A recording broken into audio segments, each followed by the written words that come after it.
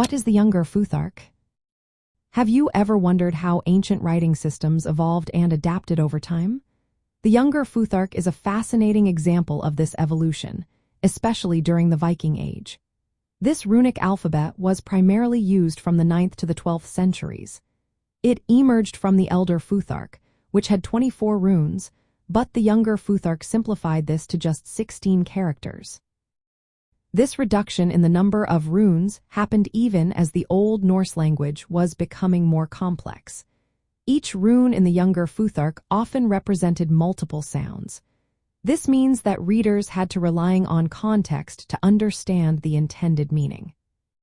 From a cultural anthropology viewpoint, the Younger Futhark reflects the significant changes in Scandinavian societies during the Viking Age. There are two main variants of this runic script.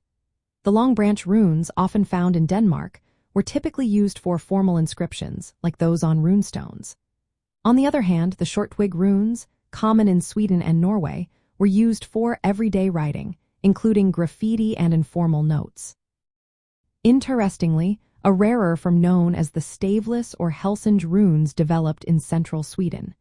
This shows how regional differences influenced writing styles. The transition from the Elder to the Younger Futhark also aligns with shifts in language and social practices. The decrease in the number of runes suggests a change in how writing was perceived. It became less about precise phonetic transcription and more about symbolic communication within communities. The runes held not only phonetic value but also cultural significance. They were often linked to Norse mythology, social identity, and various rituals. As Scandinavia began to embrace Christianity, the use of the Younger Futhark started to decline. The Latin alphabet became more dominant during this time. However, runic writing did persist in some forms into the medieval period, highlighting the lasting cultural importance of runes in Scandinavian history. The Younger Futhark is a remarkable example of how writing systems can evolve.